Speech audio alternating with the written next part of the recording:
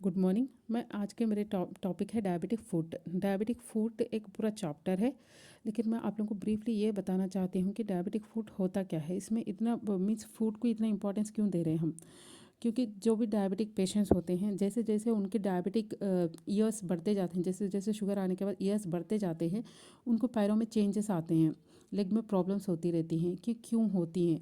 इसके main reasons है neuropathy, ischemia, infection. What is neuropathy? Neuropathy बोलते जैसे कि पेशेंट हम लोग के अपने नॉर्मल लैंग्वेज में बोलते हैं कि हमारे रगों की वीकनेस हो रही है, रगों में खिंचाव हो रहा है। जैसे ऐसी जब पेशेंट अगर ब्लड शुगर लेवल को अपने कंट्रोल नहीं रखता है, बहुत ज़्यादा ब्लड शुगर लेवल रेज होती रहती है, तो वह तब ऐसा हो जाता है कि रगों में प्रॉब्लम सी हो जाती है, नर्व डैमेज होना शुरू हो जाता है।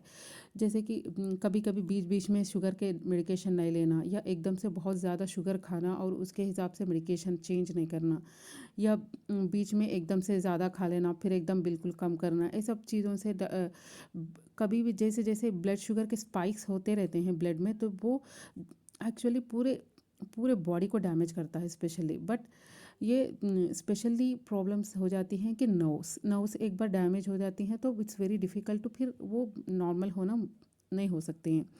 तो न्यूरोपैथी न्यूरोपैथी इसीलिए बोलते हैं, डायबिटिक न्यूरोपैथी बोलते हैं। इसमें नर्व डैमेज हो जाते हैं, रग रग की डैमेज हो जाती है। इसके वजह से जैसे कि हम रग करती क्या है, जैसे कि टच पेन टेम्परेचर बोलते हैं, मीन्स कि जब कुछ भी छूता है हमें महसूस रगों के वजह से होता है, कुछ भी लगता है हमें दर्द उसी की वजह से होता है। और जैसे कि हम चल रहे या कुछ भी कर रहे, कुछ भी ये जॉइंट पोजीशन कहाँ पे है, ये पूरा हमें रगों से ही पता चलता है। जैसे कि हम कुछ कॉटन से हम टच करके देखेंगे तो बहुत सारे पेशेंट तो टच हो रहा नहीं हो रहा बता नहीं पाते हैं, बिकॉज उनका टच सेंसेशन चले जाता है। और हम नीडल से प्रिक करके देखते हैं, उनको स्मॉल प्रिक से उन लोगों को अच्छा समझ में ही नहीं आते हैं। इसकी वजह से उनको कुछ जब चोट भी लगती है तो ये बात उनको समझ में नहीं आती रहती है। और उसके बाद जैसे कि हम पेशेंट को जॉइंट पोजीशन देखना चाहते हैं, एक कौन से भी एक फिंगर को ले लेके ऊपर या नीचे करके, फिर ऊपर नीचे करके ऊपर या नीचे करके रख देते हैं और पूछते हैं कि पेशेंट को हम कहाँ, मीन्स ऊपर है उंगली या नीचे। लेकिन जब ये पेशेंट डायबिटिक फूड शुरू हो जाता है, मीन्स डायबिटिक वजह से फूड के नर्व्स उसमें आ जाते हैं, तो पेशेंट कांट टेल, पेशेंट नहीं बोल सकता है कि कहाँ पे है। ये पूरे बिकॉज ऑफ नर्व डैमेज, रगों की वीकनेस का। और main problem, main reason for nerve damage is, जो भी डायबिटिक पेशेंट होते हैं जो ड्रग्स लेते हैं, उसको ओरल हाइपोग्लाइसेमिक ड्रग्स बोलते हैं। उसको मैं नेक्स्ट वीडियो में भी बताऊंगी what is oral hypoglycemic drug क्या होते हैं। तो उसमें मेटफॉर्मिन जो ड्रग है, it's really very good drug, बहुत अच्छी ड्रग है वो शुगर कंट्रोल करने में। लेकिन सब चीज़ के थोड़ा बहुत साइड इफ़ेक्ट रहते हैं। ऐसी मेटफॉर्मिन ये काम करती है कि B12, विटामिन B12 बोलते हैं, जो इंपॉर्टेंट होता है रगों की ताकत के लिए, उसको अब्जॉर्ब होने नहीं देती है। इसके वजह से वो पेशेंटों में ज़्यादातर B12 की डिफिशिएंसी आती रहती है। और वो भी एक रीज़न है कि नर्व डैमेज होता है। इसीलिए आई ऑलवेज प्रेफर, जो भी शुगर पेशेंट होते हैं, कि बीच में उनको मैं मिथाइल कोबालामिन टैबलेट्स देती हूँ या न्यूरोकाइंड गोल्ड इंजेक्शन से लगाने के लिए बोलती हूँ, ताकि वो एटलीस्ट नर्व डैमेज से बच जाए। ठीक है। और एक इश्कीमिया, इश्कीमिया इज़ नथिंग बट, जैसे हार्ट अटैक आता है, क्यों आता है इश्कीमिया? मीन्स ब्लड सप्लाई नहीं होने को इश्कीमिया बोलते हैं। कौन से तो थोड़ी एरिया में ब्लड सप्लाई नहीं होता है तो उसको इश्कीमिया बोलते हैं। जैसे जैसे जो शुगर बढ़ता रहता है, अनकंट्रोल शुगर रहता है, तो वैसे वैसे बॉडी में फैट भी बढ़ता है। वो दो भी एक दूसरे के भाई जैसे हैं। जैसे फैट, शुगर बढ़ता है तो फैट भी बढ़ जाता है। जैसे फैट बढ़ता है तो वो जो खून की नालियाँ होती हैं उसमें पूरे अपने प्लेक्स, अपने प्लेटफॉर्म्स के जैसा बना लेता रहता है, तो ब्लड सर्कुलेशन होने की जगह कम हो जाती है। ऐसे ऊपर से नीचे जाते हैं जब ब्लड में, ब्लड सर्कुलेशन ऑलरेडी छोटी छोटी आर्टरी बन जाती हैं, छोटी छोटी खून की नालियाँ बन जाती हैं, वो भी ब्लॉक होने लग जाती है। इसके वजह से थोड़े पार्ट में ब्लड सर्कुलेट नहीं होने की वजह से इस्कीमिक कंडीशन बोलते हैं। जैसे काला हो जाता है पैर, गैंग्रीन बोलते हैं, क्योंकि उसको खून की सप्लाई नहीं होती है। और क्या बोलते हैं उसको, इश्कीमिक कंडीशन बोलते हैं। और ये ऑलरेडी नौ का मीन्स नौ भी काम नहीं करती है, नौ भी डैमेज होके रहती है, इसलिए उनको चोट वोट की भी समझ में नहीं आती है। इन्फेक्शन, इन्फेक्शन इसीलिए कि ऑलरेडी ये लोगों को थोड़ा सा वेट वो समझ में नहीं आ रहा है, थोड़ा सा रगों की वीकनेस की वजह से समझ में नहीं आ रहा है कि क्या हो रहा है। और फिर ऊपर से ये इश्केमिक कंडीशन, ब्लड सर्कुलेशन कम हो रही है और इस पे कुछ भी चोट लगती है तो वो एक्चुअली दे वोंट केयर, उन लोगों को समझ में नहीं आता है और देखते नहीं हैं वो, इसके वजह से वो इन्फेक्शंस हो जाते हैं। और जैसे ब्लड शुगर कंट्रोल में नहीं रहता है तो लेवल ज़्यादा रहता है शुगर का, तो ऑब्वियसली इन्फेक्शन भी बहुत ज़्यादा बढ़ जाते हैं। तो उसमें मेन डायबिटिक फुट में मेन 3 कंडीशंस होते हैं, फुट अल्सर और पेरिफेरल वैस्कुलर डिसीज़ और foot amputation. What is foot ulcer? Foot ulcer बोले तो जो भी घाव होता है, जैसे कि कोई भी मुझे मार लग के चोट लग गई ऐसा बोलते हैं ना, लेकिन ये पेशेंटों को ज़्यादा तक बिना चोट के, मीन्स उनको चोट मालूम नहीं रहती या चोट लगा हुआ उनको महसूस नहीं होता है, लेकिन उनको अल्सर सा बन जाता है। अल्सर मीन्स ऐसे बन जाते हैं गोल गोल से निशान। ये ज़्यादा तक वेट बेयरिंग एरियाज़ में बनते हैं, ज़्यादातर ये वेट बेयरिंग एरियाज़ में होते हैं, जैसे कि बिग टो है, बिग टो के नीचे, या बिग टो होता है, बिग टो के ये टो के नीचे, या इधर साइड, या कहीं पे भी जहाँ पे वेट बेयर होता है, मीन्स जहाँ पे वज़न बढ़ता रहता है वहाँ पे ज़्यादातर ऐसे घाव से होना शुरू हो जाते हैं। जब भी कौन सा भी घाव हो रहा है, अल्सर हो जा रहा है, मीन्स अगर लाल हो रहा है, सूजन आ रही है, दर्द है, तो समझ जाना कि विथ फूड अल्सर हो रहा है। तो उसके लिए बहुत ज़्यादा जल्दी सर्जन को और मेडिकल डॉक्टर्स को दिखाना ज़रूरी है, ट्रीटमेंट लेना बहुत ज़्यादा ज़रूरी है। अदरवाइज़ ये छोटी छोटी कंडीशन इन्फेक्शन को बढ़ा देती हैं। जब इन्फेक्शन ज़्यादा हो जाता है और ये ऑलरेडी ये लोगों को कंपलसरी थोड़ा सा पेरिफेरल वैस्कुलर डिसीज़ बोले तो थोड़ा सा ब्लड वेजल्स में फैट जमने की वजह से खून की सप्लाई कम होती है, तो ये पूरा पैर में प्रॉब्लम हो सकती है। ये क्या होता है, गैंग्रीन हो सकता है, काला पड़ सकता है पैर। अगर जब कौन सी भी उंगली गैंग्रीन अगर काले हो रही है उंगली, उसको गैंग्रीन बोलते हैं। जो भी ब्लैक होती है उसको गैंग्रीन बोलते हैं।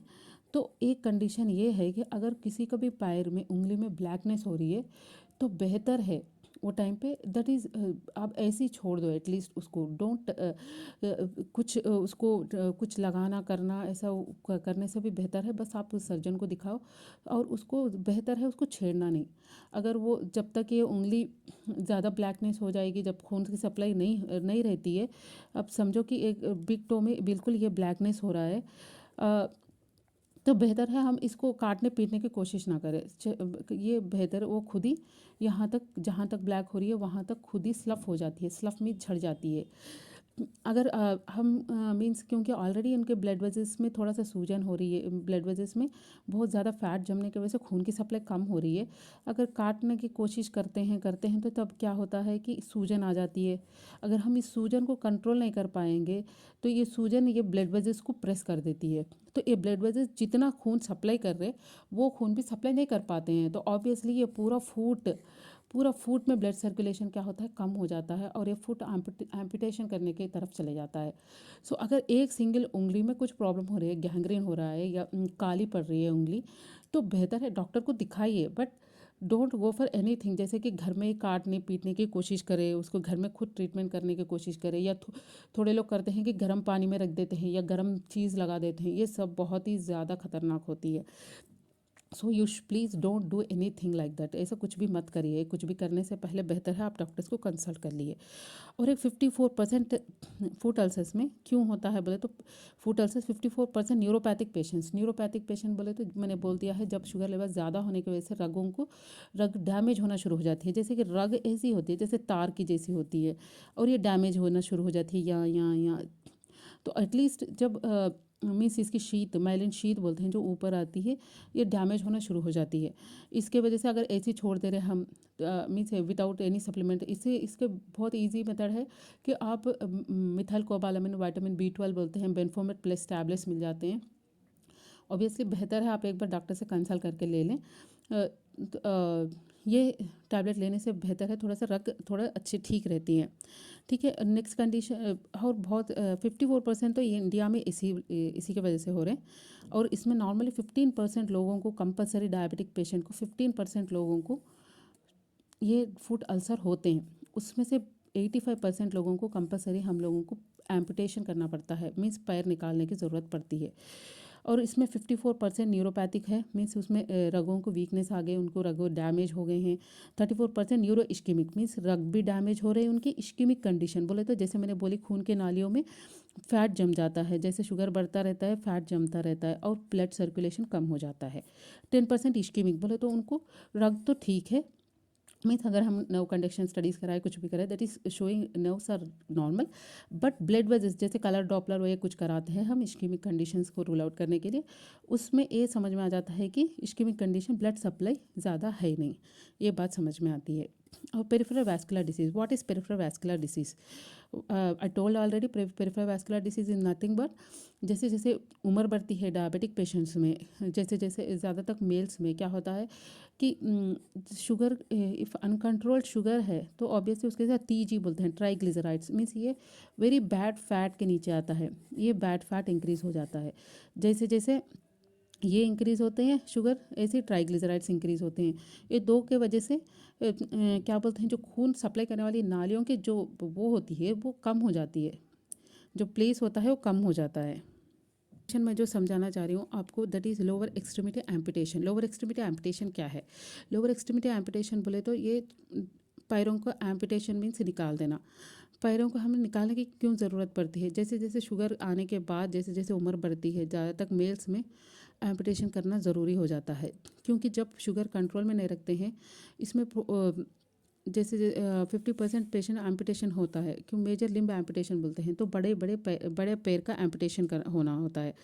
ये क्यों होता है? इससे न्यूरोपैथिक फुट हमें ऑलरेडी पूरी इंडिया में बहुत कॉमन है कि रगों की वीकनेस आ जाती है, जैसे कि मीन्स ज़्यादा अनएडुकेटेड, एक बार मीन्स एक साल में एक बार शुगर का चेकअप करा लिया फिर दवाई शुरू कर दी तो समझो 2-4 साल तक फिर कभी हॉस्पिटल जाना नहीं चाहते हैं।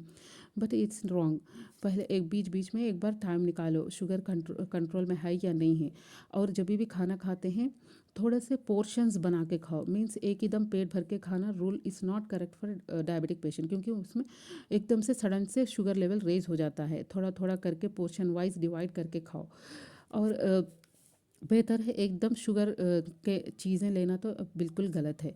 इंडिया में बहुत सारे लोगों को हम मेजरली में एम्पुटेशन कर रहे हैं, इसका मोस्ट कॉमन काज क्या है कि न्यूरोपैथिक फूड मीन्स मोस्टली यहाँ पे नर्व डैमेज ही ज़्यादा है, रगों के डैमेज ही ज़्यादा है उसके वजह से, और ऊपर से सेकेंडरी इन्फेक्शन हो जाता है। इस ये सब मिलके पेशेंट को जब सेकेंडरी इन्फेक्शन भी हो जाता है सब, तो वो पहले मसल्स को ख़राब करता है, बाद में से बोन हड्डी की तक जाता है, हड्डी में ऑस्टियोमाइलिटिस बोलते हैं, हड्डी का भी इन्फेक्शन कर देता है।